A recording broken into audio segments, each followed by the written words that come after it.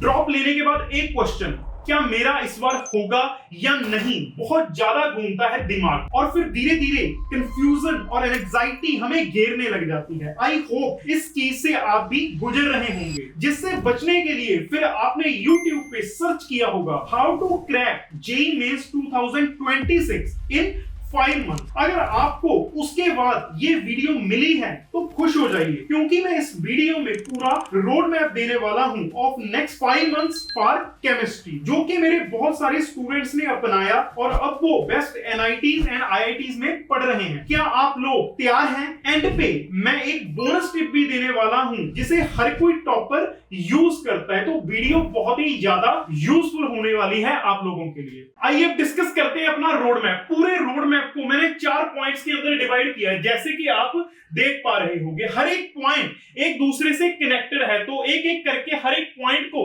हम बहुत ही अच्छे तरीके से समझेंगे। आइए जरा, तो सबसे पहले अगर मैं बात करूं, कोई भी प्रेपरेशन आप जिंदगी में करते हो तो आपको खुद पे भरोसा होना चाहिए। सबसे पहले आप लोगों ने करना क्या है? खुद पे भरोसा करना है, that is believe in yourself.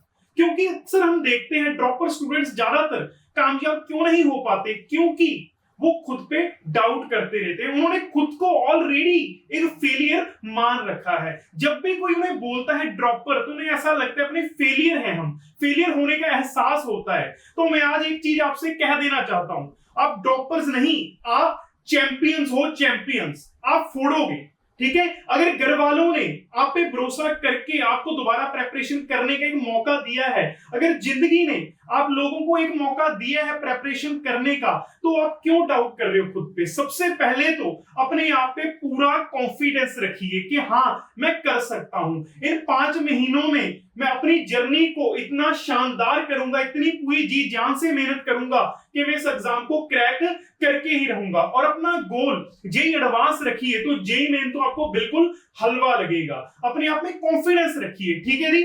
जब आप कॉन्फिडेंस रखोगे उसके बाद ही बाकी की चीजें आपके काम आएंगी। तो आई होप सभी बच्चे अपने आप में पूरा भरोसा रखेंगे और अभी कमेंट सेक्शन में जाके लिखेंगे कि sir we believe in ourselves and we will crack JEE Mains as well as JEE advance. आओ जी, तो अब अपन बात करते हैं अगले पॉइंट की, दैट इज पीवाईक्यू एनालिसिस। अब मैंने इस पॉइंट को क्यों रखा है? क्योंकि पीवाईक्यूज किसी भी एग्जाम की चाबी होते हैं, ठीक है जी? क्यों? क्योंकि वो उस एग्जाम के बारे में पूरी जानकारी हमें देते हैं कि कैसा पैटर्न डिसाइड हो रहा है एग्जाम के अंदर, कैसा एग्जामिनर का माइंडसेट है, किस लेवल के क्वेश्चंस हैं, ठीक है जी? आओ एक एक करके मैं बात करता हूं इसके बारे में। अगर पीवाईक्यू एनालिसिस की बात की जाए, आपने कितने सालों के करने हैं? लगभग आप लास्ट 5 इयर्स के कर सकते हो। उसके अंदर आपने करना क्या है? ईयर वाइज आपने देखना है चैप्टर्स को, ठीक है जी? ये कितने क्वेश्चंस किस चैप्टर से आ रहे हैं। उसके बाद आपने देखना है कि कौन से स्कोरिंग चैप्टर्स हैं, किन किन से क्वेश्चन भर के आ रहे हैं चैप्टर से, कौन से बहुत ही ज्यादा इंपॉर्टेंट चैप्टर्स हैं, उनको आइडेंटिफाई करिए और उनकी एक लिस्ट जरूर बनानी है आप लोगों ने। उसके बाद आपने क्या करना है? एक लिस्ट अपने स्ट्रॉन्ग चैप्टर्स एंड अपने वीक चैप्टर्स की भी जरूर बनानी है। ये क्या काम आएगी अगले पॉइंट में बताऊंगा, सिलेबस कवरेज वाले में बहुत ही ज्यादा हेल्पफुल होने वाली है। आपको पता होना चाहिए कि आपसे कौन से टॉपिक स्ट्रॉन्ग है और कौन से वीक है। उसके बाद एक लिस्ट आपको ऐसे चैप्टर्स की भी बनानी है जो एवरेज हैं, जिनमें माइनर स्कोप ऑफ इंप्रूवमेंट है, जो थोड़े से बेटर हो सकते हैं। ना ही आप उनमें बहुत ज्यादा खराब हैं और ना ही बहुत ज्यादा बढ़िया हैं, आप जस्ट एवरेज हैं उनके अंदर। बहुत ज्यादा हेल्पफुल होंगी ये चीजें आपके लिए। तो पीवाईक्यू एनालिसिस करना बहुत इंपॉर्टेंट है।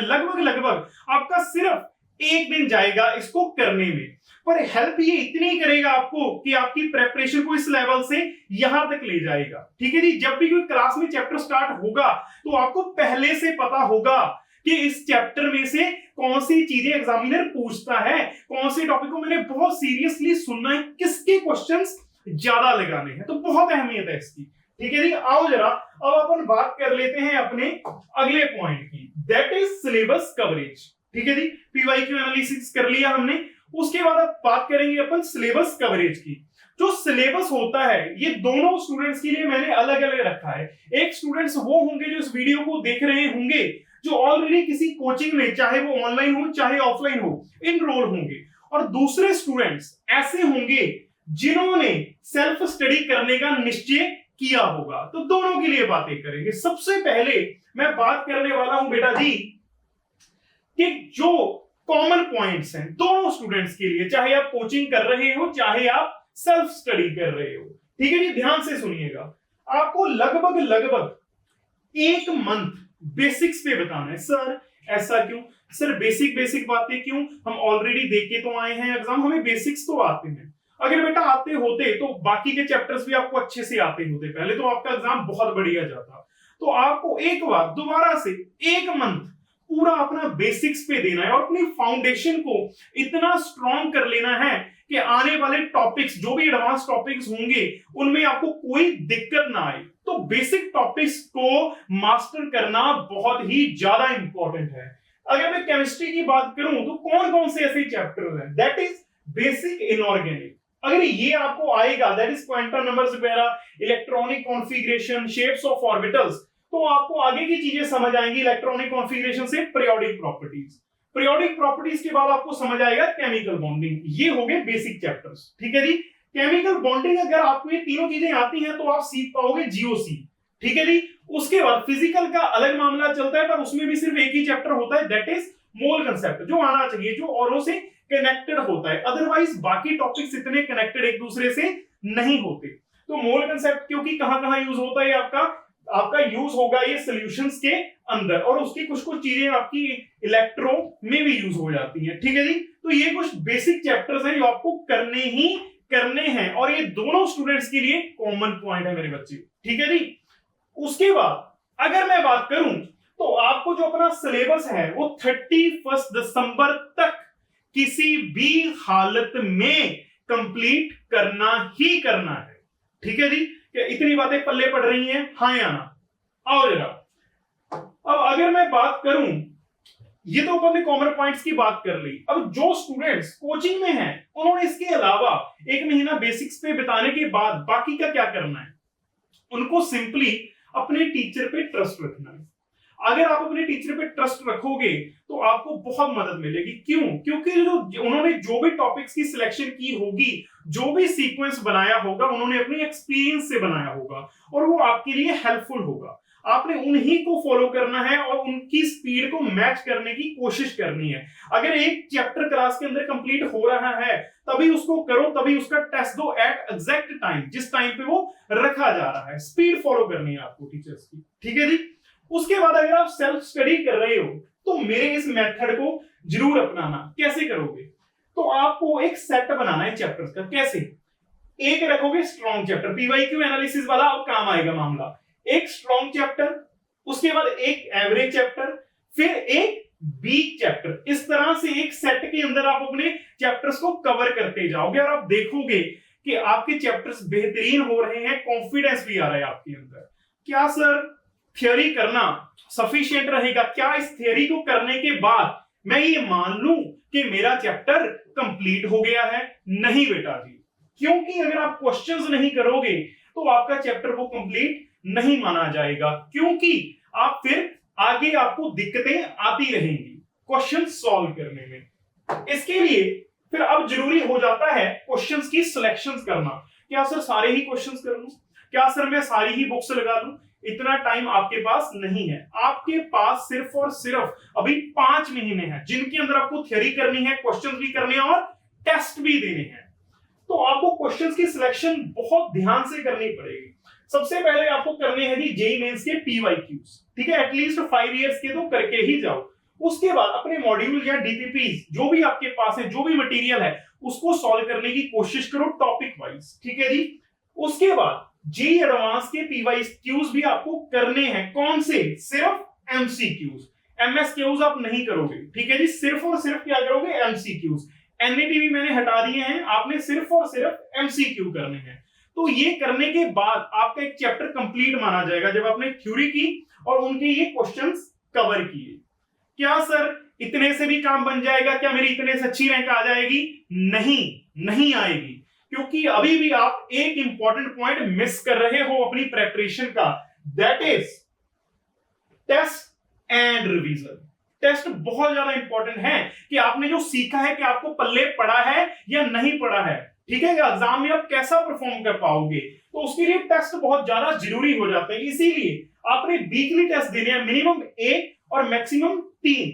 इनके अंदर क्या कवर होगा, जो भी चैप्टर्स आपने कवर अभी रिसेंटली किए होंगे उनके साथ के साथ आपको टेस्ट दे डालने हैं। उसके बाद आपको देने हैं अपने part test and then full test. ये फुल टेस्ट कब देने होंगे, जब लास्ट वाला मंथ आएगा दिसंबर के अराउंड, ठीक है जी। उसके बाद अब रिवीजन के लिए क्या करना है, आप लोगों को कुछ चीजें होती है जो दिमाग से स्किप होती रहती है। मेन ग्रुप की कुछ रिएक्शंस हो गई, सॉल्ट एनालिसिस हो गया, ऐसे कुछ टॉपिक्स उनको आपने डेली बेसिस पे करना है रिवाइज। मैं एक सिंपल सा डायलॉग अपनी क्लास के अंदर बोलता हूं, 15 मिनट चाय के साथ, 15 मिनट दूध के साथ। उन शॉर्ट नोट्स को साथ में लेके बैठ जाना है इन मेमोरी बेस्ड टॉपिक्स की, ठीक है जी। तो आपको बहुत हेल्प मिलेगी और धीरे धीरे वो टाइम 15 मिनट से 30 मिनट भी होता जाएगा, ठीक है जी। उसके बाद एक टॉपर्स का सीक्रेट आपको यूज करना है अपनी रिवीजन के लिए। जैसे कि मैं वीडियो की स्टार्टिंग में कहा था, एक टॉपर्स का सीक्रेट बताने वाला हूं। वो क्या सीक्रेट है जो टॉपर्स अपनाते हैं अपनी रिवीजन करने के लिए, उसको बोलते हैं 1-1-1 मेथड। ये क्या होता है सर, ये होता है कि मान लीजिए आपने कोई चैप्टर कवर किया, दैट इज केमिकल बॉन्डिंग, तो आपने एक दिन के बाद उसकी रिवीजन करनी है, फिर उस चैप्टर की रिवीजन करोगे आप एक हफ्ते के बाद, फिर उसकी रिवीजन करोगे आप एक महीने के बाद। इस तरह से वो टॉपिक आपके दिमाग में इतना अच्छे तरीके से बैठ जाएगा कि आप कभी भी उसको भूल नहीं पाओगे। तो इस मेथड को जरूर से अपनाना है फॉर रिवीजन। तो ये थी कुछ बातें कि किस तरह से आपने अपनी प्रेपरेशन को करना है, क्या रहेगा रोड मैप। दोनों तरह के स्टूडेंट्स के लिए मैंने बता दिया, पर यहां पे मैंने आपके लिए, जैसे कि वीडियो के थंबनेल में आप देख के आए हो, एक फ्री ट्रैकर भी रखा है। अगर आप टॉपिक्स की सिलेक्शन नहीं कर पा रहे हो और आप सेल्फ स्टडी कर रहे हो, तो आपको घबराने की कोई जरूरत नहीं है मेरे बच्चे। आप क्या करोगे, इस प्रोग्रेस ट्रैकर को फॉलो करोगे। इसमें मैंने चैप्टर को लिखा है कि कितने दिनों में आपको कौन सा चैप्टर कवर करना है।